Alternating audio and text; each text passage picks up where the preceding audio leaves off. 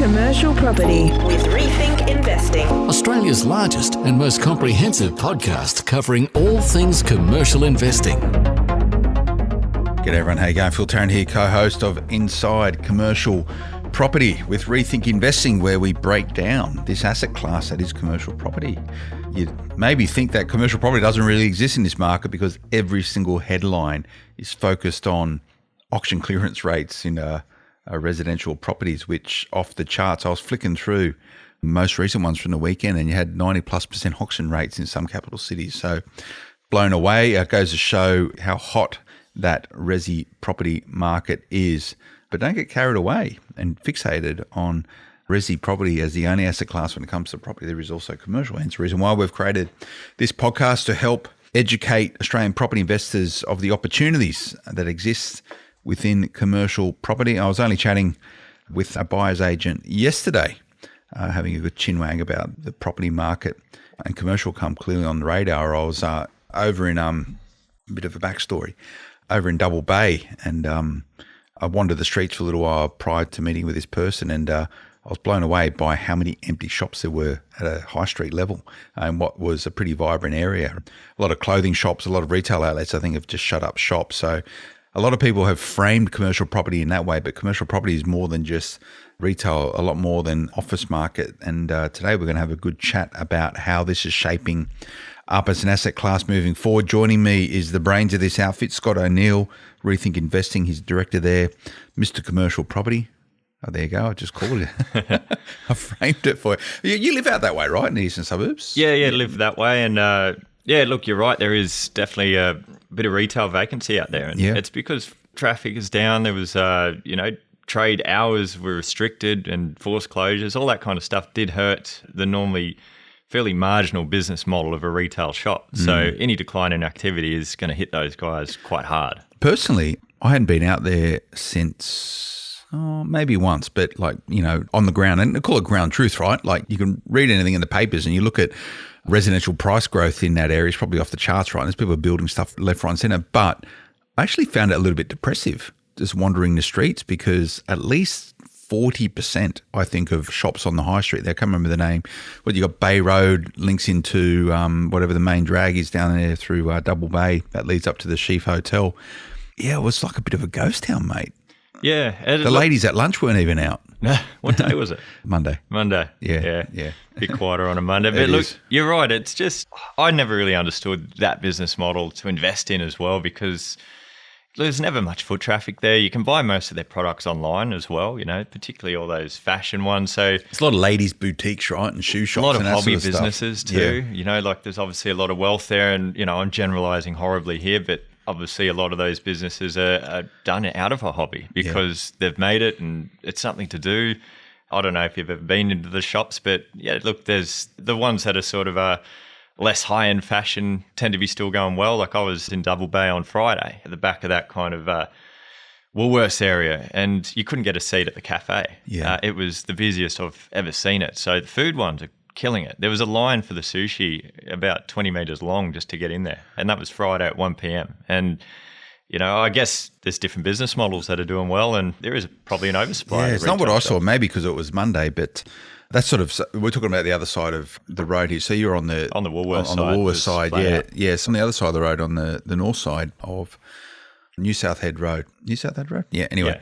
It was really depressed, like all those little sort of bars and wine bars and coffee shops, and, the hotel, the pub had a few punters in there, but the rest of it was really depressing. It got me thinking about commercial property. It's very visible if certain asset classes in commercial aren't performing, and I saw it there firsthand, and I actually felt quite saddened by it and depressed. The Tropicana Centre, still pretty vibrant. That's full. Great butchers in there, by the way. Yeah. But it was just really depressed. It got me thinking about, commercial property as an asset class, and sort of connected in, obviously, with this particular podcast, because a lot of mum and dad investors would own that real estate. Now, a lot of it is now resi on top, retail at the bottom, which is a pretty good product. And there's quite a lot of residential building there as well, quite a lot of refurbishments happening. So I think it will bounce back into a bit of a boom period for that area. But that is a microcosm of a quite affluent And it's good you bring that up because I've never, as a company, we've never chased that high-end retail and mixed use as well. Like when you've got the unit upstairs, if you get it in the right area, great. But, like say Mossman, for instance, there's a lot of vacancy there because there's just a lot of shops along a highway. And I know we've brought up the Parramatta Road business model. Why would you want to buy an UGG boot store on a highway? Like, how's there money in that for the business? Like, I just don't see it. So you've got to be careful with commercial. If you go into what you think you're familiar with, you might make a big mistake. And I think buying a super low yielding asset in an affluent suburb that is just purely retail doesn't have much upside. It doesn't have much rental growth opportunity because they're probably already at peak levels. You're buying at a sharp yield already, so there's not much room for yield compression. Like, where do you go from there? You just hope the business stays in there. And if they don't, you're going to have to find another one. And they may be an inexperienced operator as well. So not all commercial is equal, and that is a great example of one that I've always avoided. Yeah, and today, Scott, I've dug out an article, semi-recent, that I want to go through because it talks a lot about these dynamics, right? It's this intersection between capital markets and funding and then sort of ground truth of how people are using commercial assets right now. But to your point, and it's connected in with it, around the Parramatta Road business model, which has been pretty subdued for a while. It's pretty depressive through some of those areas as you go through, each of the different suburbs heading out west towards Stratfield, right, along Parramatta Road. Some areas are still vibrant. Some areas are pretty sort of depressed. But the new road has gone in, the new tunnel linking the city link with the M4. That must have decimated markets even further through those high street areas. Yes, it's businesses are there for the visibility, but the real issue is the parking. Like I remember a month or so ago, I can't remember which raid, but it was like a Drummond Golf. I went there to buy a new, what was it, a putter or something? $15,000 club, no doubt. Yeah. And I drove past and I went, all right, where do I park? It was just a bit of a fleeting decision just to check out what they had. I had to go around a back street, park literally about 500 metres away. And then, it took forever. And I thought, you've got to be pretty keen to actually get into these shops. Like, unless you're catching public transport and get stopped right in the front. There were clearways there. It was not easy. And it was a big shop. They would have paid a lot of rent for that area. And that's the issue, parking. And if you've got a car park right at the back, you can quickly swing in, great. But most of those ones, those mixed use ones, don't have that. And it goes to show you need to be really strategic when you're buying these. I reckon the recommendation, this is for Gladys Berejiklian, just get one, either it's the south side or the north side of Parramatta Road, buy up every property, knock it down, chuck some bus lanes in, you'd be doing everyone a big favour. And imagine over time, though, all those commercial properties will probably transition into residential blocks. They're going to have to, right? It's going to be just a gateway into, because it's a pretty good train line sort of running parallel to it all. Yeah, and that's what happens once the land value grows. And I guess that's the one reason a lot of people long-term hold. You're effectively land banking, and if you own enough of that land, you might have a portion of a development down the track. So it's not all bad. We give it a bad rap. But if you're looking for consistency of income, there is going to be more vacancy there. So you probably won't get that consistency with that asset class. Absolutely. So these are some of the themes in this article that I've dug up. And this is from the 22nd of February. And it's an article written off the back of a conference that took place in Sydney recently in sort of mid to late February. Property Council of Australia, they held their Outlook lunch. They had like 500 odd people there. Property punters, I didn't go there myself, but I keep an eye on this sort of stuff. But this is an article which has been written up by the Financial Review. And the headline here is where all the prices have gone up, where you can chase growth. So a bit of a catch-all of a lot of the themes that come out of this particular luncheon with some of the panellists on there. So I thought, Scott, we can pick this apart and give some sense to it. So this is reporting. Hey, this person has said this. So the opportunity for us is to go, okay, well, what does that mean? And information is only as good as what you choose to do with it. Information which doesn't have any use is just unnecessary information. So as you go down educating yourself around property, commercial markets in particular, every bit of information you get, you go, okay, what do I do with that information? How does that shape my perception? How can that positively enable a decision or maybe change a decision you have? So this way you got to think. So there's a piece written by Martin Kelly. He's a reporter there at the Fin. Not that I like to sort of promote other people's journalism, but we'll do it today. So the story goes, Scott, low rates are driving further investment into commercial property. The death of the traditional office has been overblown. Logistics remain a sure bet, and workplace trends born of COVID-19 will only accelerate. according to a panel of property leaders. So we've been chatting about this stuff for a little while, right? You know, this podcast was born at essentially consistently, but at the worst time probably for Australia. Some say there's been an opportunity, but in many, many years, that the global pandemic, that is COVID-19, we created this podcast on the back of that as people started reevaluating their financial position, how it would be impacted by COVID-19 and how they could get the best bang for the buck in terms of creating wealth. One of those is commercial property. And we've had this discussion beforehand and you've seen it. A lot of people who have traditionally had their money in cash instruments have pulled it out of it because they're getting very little return on it with interest rates at the Reserve Bank level of 0.1%. Doesn't make sense to have your money parked in some sort of cash product unless maybe you're offsetting a mortgage or there's some other more sophisticated financial instruments. You've seen a lot of that, haven't you? People are into commercial. Yeah, and look, I just had a chat to my broker last night actually because we're doing a DA and there was a bit of a delay and I'm like, oh, look, should I buy a commercial property? And he said, oh, I can get you an 80% loan, no recourse, 30-year term, so it's a lease stock loan. Interest rate was a bit higher, but I was just like, an 80% loan for commercial, 30-year term, no financials. It makes it's so easy to get this stuff.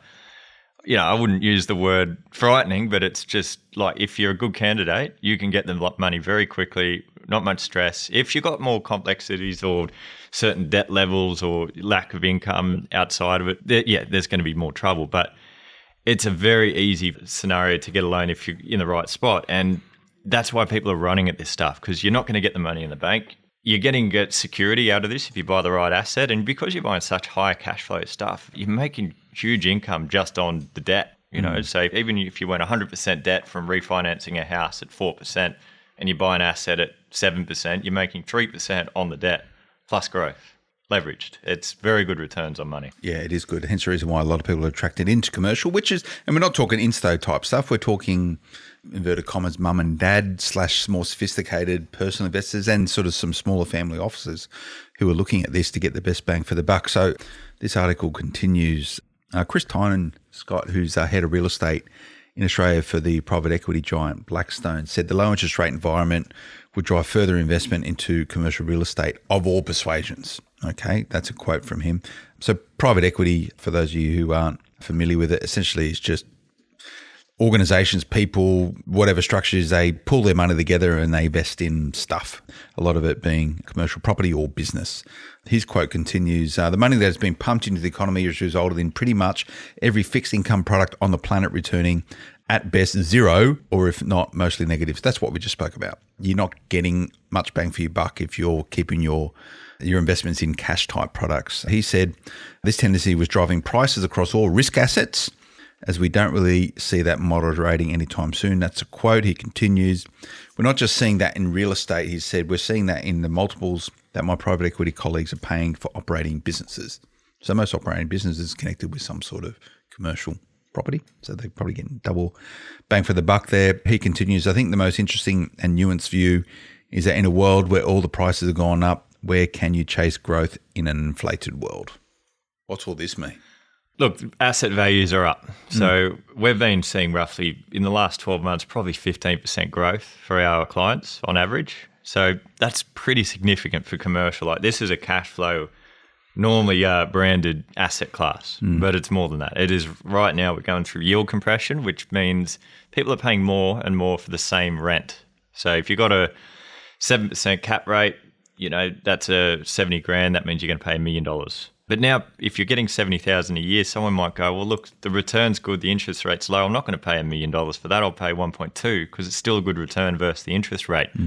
So asset values are going up quickly. And 2021 is looking even better than the last 12 months. So it's not slowing up. There's depth to the market. So a lot of people go, how long is it going to last? I'm on the coalface. So, you know, we're getting a lot of inquiries, probably about triple what we normally do right now, and it's mostly because of the economy. Like buyers agents are in a cyclical type industry. When sentiment's up, people approach us more, and right now it's never been higher, and that means there's just depth to the buyers. So this is not going to stop tomorrow. This is not going to stop in 6 months' time or even 12 months. I think there's a good window of, you know, I'd hate to put a figure on it, but it seems like there's a good 2 to 3 or 4 years of, but, you know, unless there's a big shock to the economy somewhere, we're in for a good growth period ahead. And the only thing that'll really crush that would be something like a world war or like interest rates somehow sharply increase, which I can't see that happening.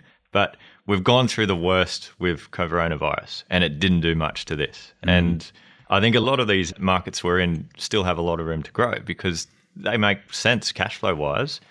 And then look, there's other markets that'll hit affordability glass ceilings, and that you'll probably see some markets start to come off. But yeah, look, it's looking pretty positive for a while. And we sort of mentioned that in our last podcast, that how long can it go? People are paying, you brought up a crow's nest property that was advertised for 2.1 that went for $3 million. Like, people are willing to pay more. And when the banks are coming to the party and they're not slowing up, this is going to keep going for a little while. It will do, and sort of put that in parallel with how Australia's navigated the COVID-19.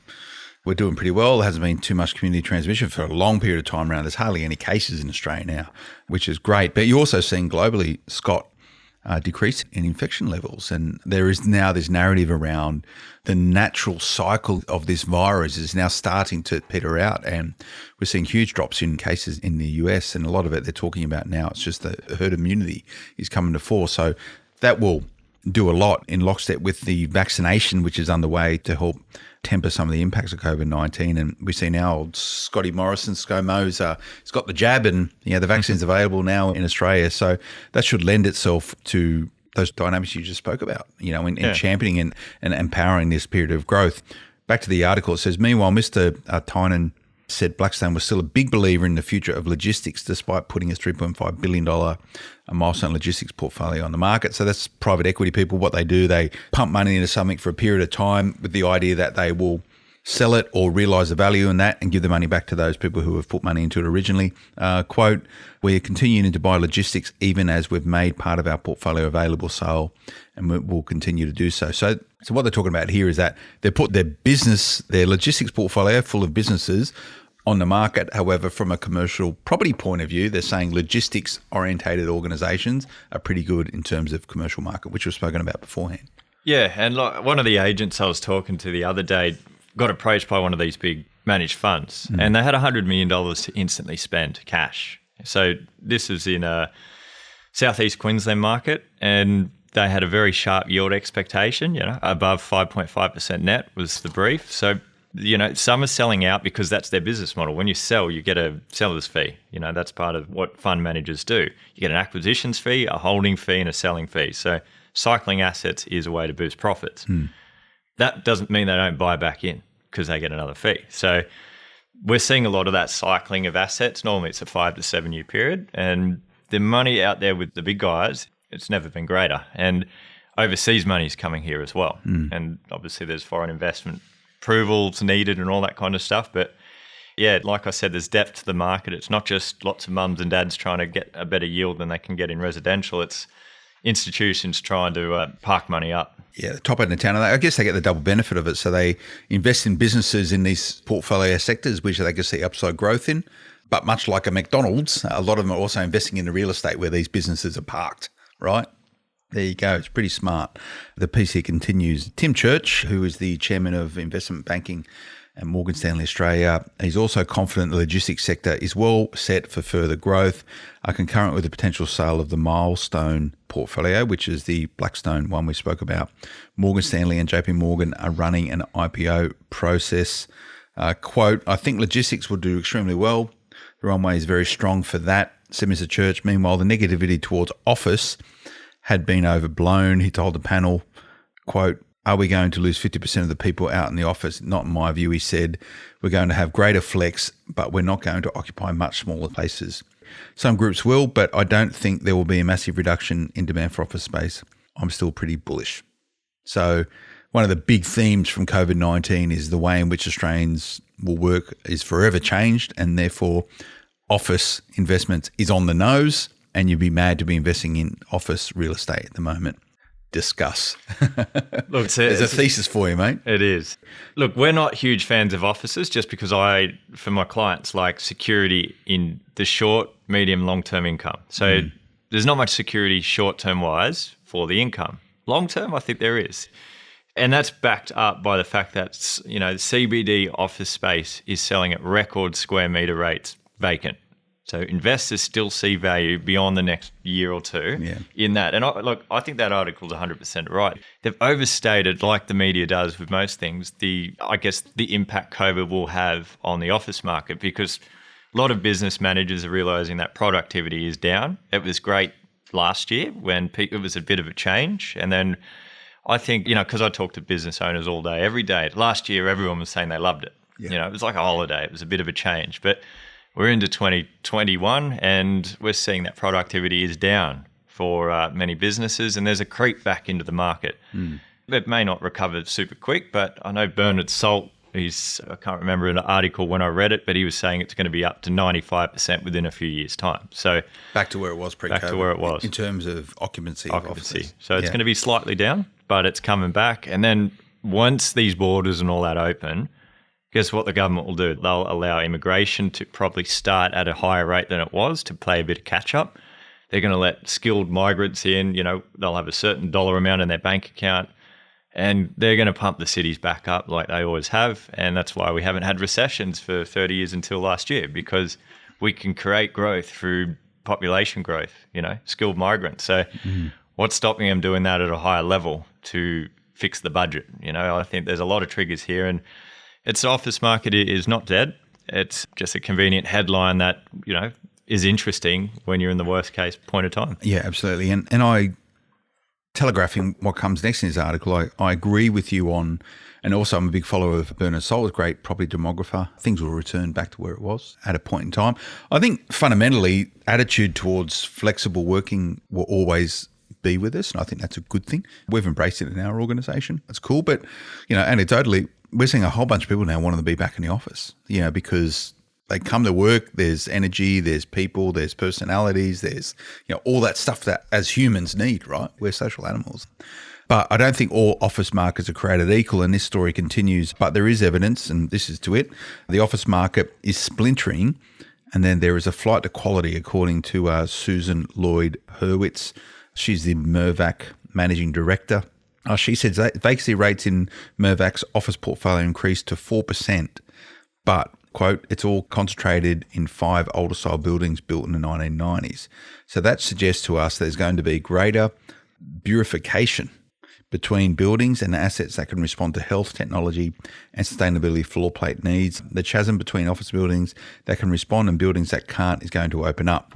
She said the industry had to be nimble and prepared to change. We're not going to return, quote, to life before it was before, she said, trends that are shaping how people want to live, where they want to work, how they want to work, all those trends are accelerating massively. As an industry, we have to respond to them. To your point, immigration also needed to be reviewed when safe, she said, because the cost of zero migration is $8 billion a year to the economy. We run the danger of becoming a hermit nation. There we go. Wow.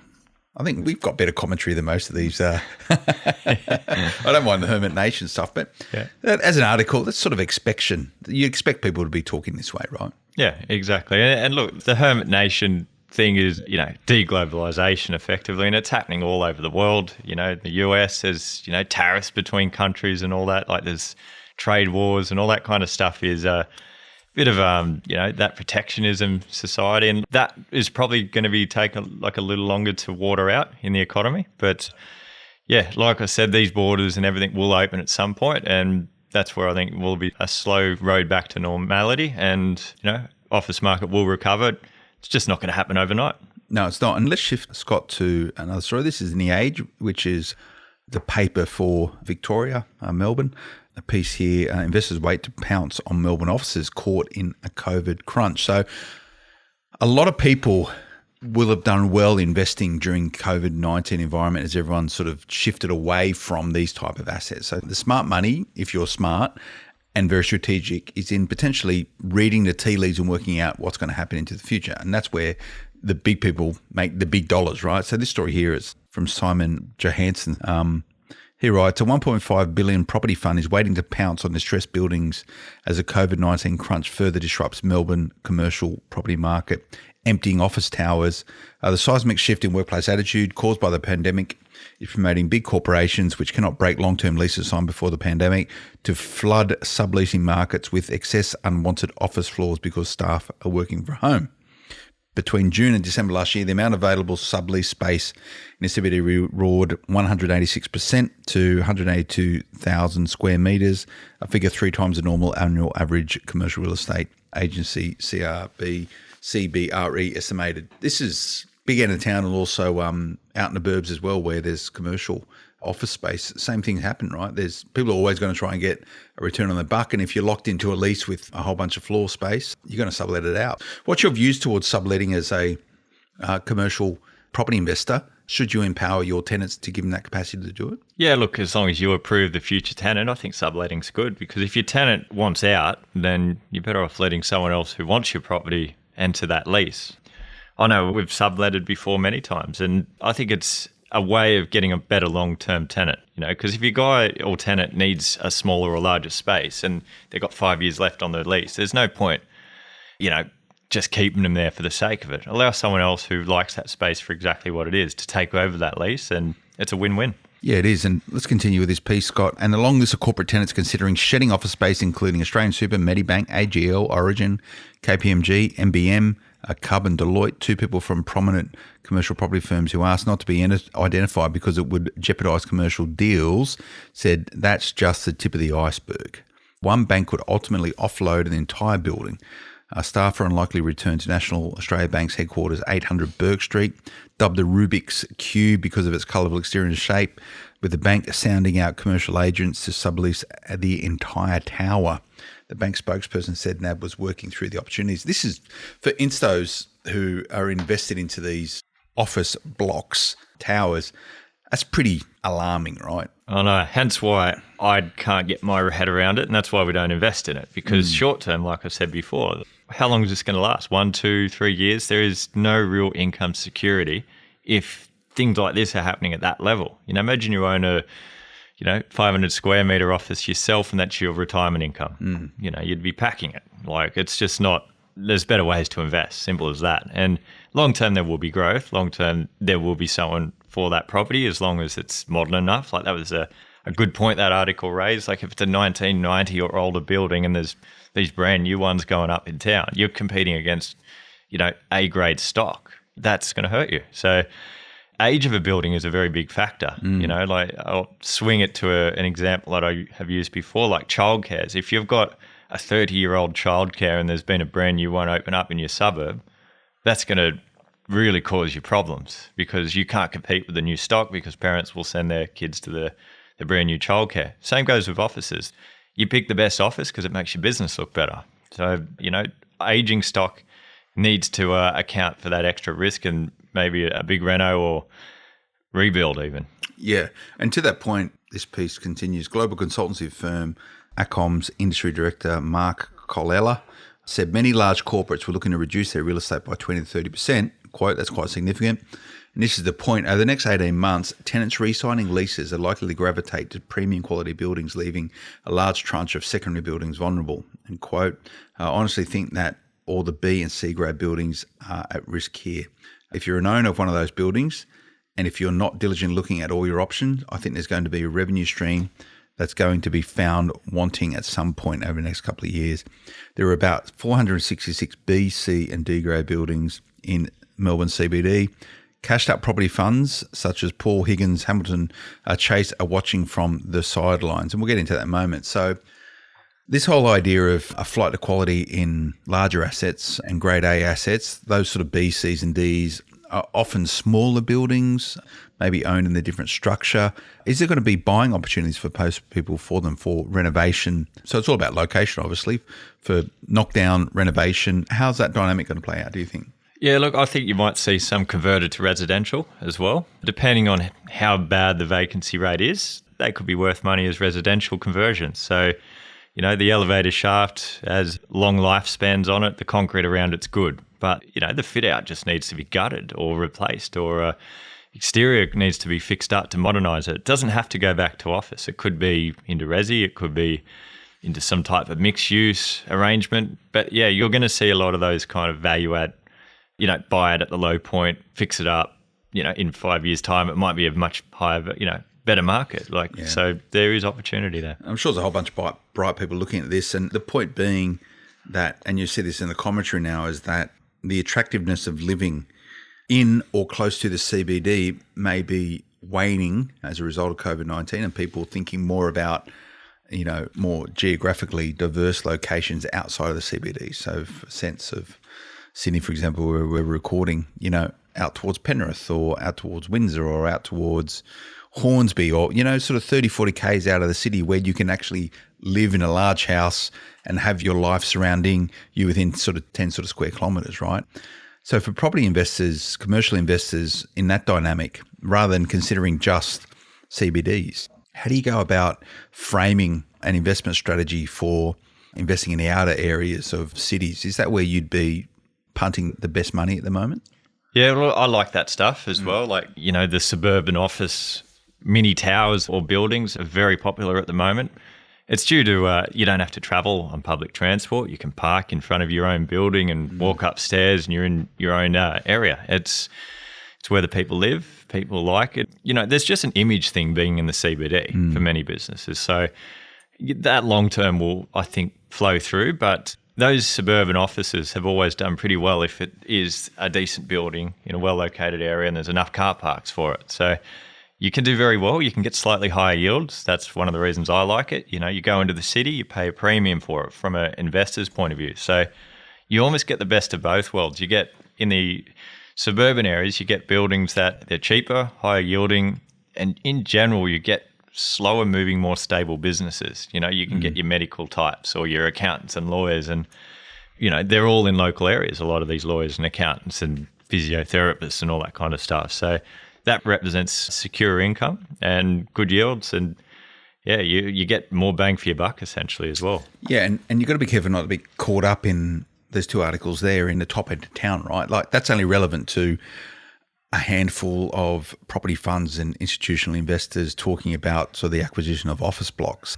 And you're going to get some resi property players now looking to convert those B, C's and D's grades building into residential. But again, that's a bit of a slippery slope because a lot of the capital cities are oversubscribed in apartments now. So, that's a very deliberate strategy. But don't get caught up with what the top end of town are doing. There's a lot more to it. Obviously, that's what your big sort of broadsheet papers will talk about. But the smart money in many ways for your more mum and dad / sort of sophisticated investors, not your instos, is out in the burbs. So to give some sense to it all rather than just the noise of these articles and commentary from people who probably don't invest in commercial property themselves, can you give me some hierarchy, your view, Scott, right now of the different asset classes and how you should be framing your decision making? We've dominated this chat particularly with office and maybe it's not right. So industrial, office, retail, special use as 4 pillars of property.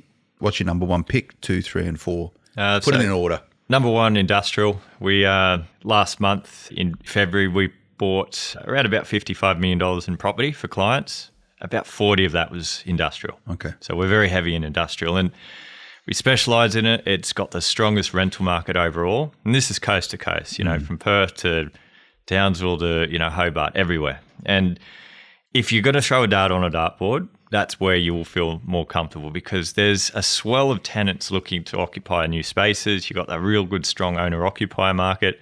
And investors are seeing it as an easy entry step into commercial now.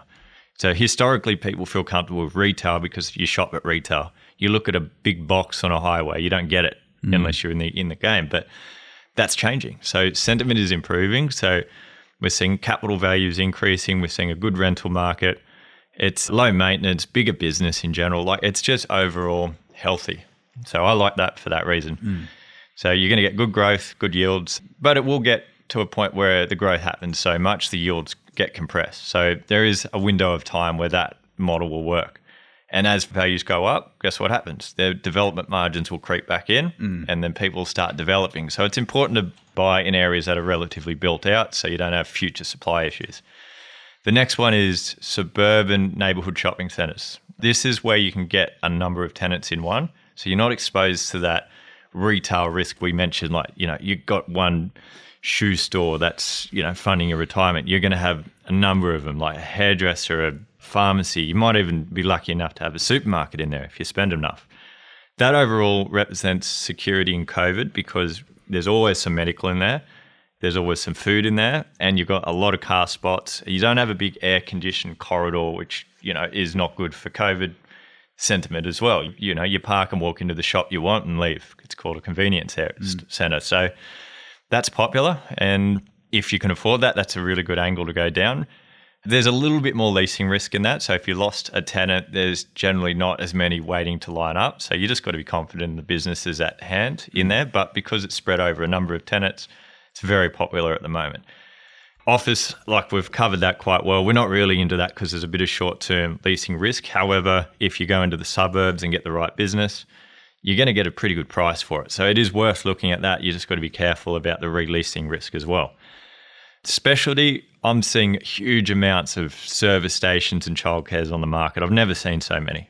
It's like we all know what's going to happen to service stations one day. I don't really understand why people would want to drop $5 million into something like that and cop a very low yield. So there's a future, specialty use risk with that, because if it's not going to work as a service station in 10 years' time, what's it going to be? You're going to have to dig those oil tanks out and reposition it. Yeah. It's a good site, big site, but then what are you going to build on it? Like, it's generally not in a very aesthetically pleasing area as well. So there's risk with that. Childcare, same thing. There's just probably too many of them getting built in many areas. The business model is really, I guess, influenced by what the government's latest grant is for childcare. So if they cut back funding for that, then many of those businesses will fail. So that's why we don't do a lot of specialty type stuff, because you want the relatability. So I'm seeing slower growth for those types of assets moving forward. Yeah.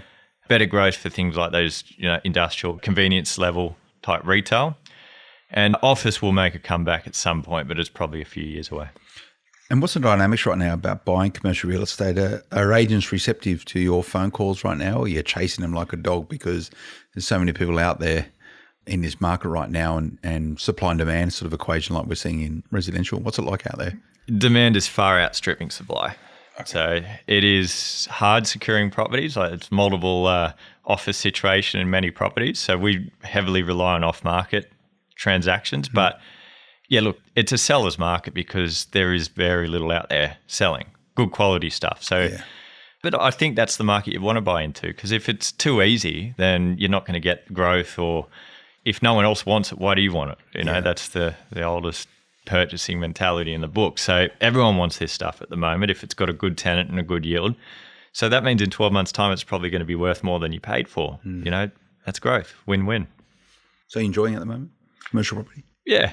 So tough, long hours, but I find it a lot more interesting than residential, just because every property is different. So it's a fresh way of investing that is always different. And that's, for me, that's why there's longevity in it.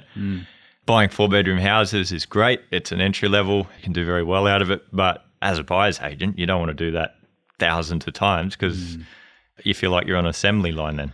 Can you give me some sense, Scott, and I'll close with this question, conscious of the time. Are you getting new to market people calling you guys up saying, I'm traditionally a resi person, but I quite like this commercial stuff? Like, is there a big sparked increase from people looking to use the buyer's agency services of commercial property buyers? Yeah, look, I think a lot of people would get tapped out of residential. So, or they're diversifying. So commercial it's another way of investing where you can still get loans, even if you're hit some walls in resi finance. So the commercial loans are actually a different style of lending. So that opens up doors. But let's just touch on this, because you mentioned beforehand 80% lending. So how is it different? So you don't need to go into the depth of, they secure it against the asset itself and the cash flow of the asset, right? So a lease stock. So, you can get a loan if you got the cash deposit just on the property itself. And you don't have to show your 10 other properties or your business income. You just got to, give an overall summary and then show the property. And if it's the right property with a good lease on it, there's your loan. So it is easier, and they don't have all the same kind of lending max limits, or where it just gets very difficult with servicing for residential. So it is more business case lending, which is, I guess, more open to interpretation. Yeah. So go and check it out, and you're happy to chat about those dynamics. People can give you a call. That's cool. Yeah, so understanding lending and the commercial market, that's our bread and butter. It's probably where you need to start, right? Can you actually get money before you start thinking about asset selection? Yeah, and we tell our people that reach out to us, have you spoken to a broker? If you need help talking to a broker, we refer to many different ones because that's your first step. Work out what you can do and then plan from there. Don't worry about the property you're going to buy. Worry about your lending first. And then once you've got an idea of budget, we can then talk about how much income that'll generate, what types of assets you could get the best bang for your dollar at that purchase price. And then you just go from there and see what's out there. Cool. How do people get in touch? Just Google rethinkinvesting.com.au. Find you there. We're there. Email, phone. Yep. Or their fax machine. We're everywhere over the internet. So Good, Scott. Well, that's I really enjoyed that. It goes. We just sort of picked our way through two different articles, and to be fair, there was no real Hail Mary in there, was there? It was just more of the sort of same. So the information is out there. Your job as an investor is the interpretation of that information and how you use it to shape decision making. So hopefully that narrative sort of helped a lot. But I think to echo Scott's points around, and I agree with him in terms of the viability of those different asset classes, I'd be using that as a bit of a filter for where you should be. At least if you're kicking off, you probably want, much like residential lending, your first investment in commercial is probably the most important one, because if you buy the wrong one, you're probably going to not get number 2, 3 and 4. So if you're kicking off, make sure it's a good one. Get in touch with the guys over at Rethink. I'm sure they're happy to help you out. Thanks for joining us. We'll see you again next time. Until then, bye-bye.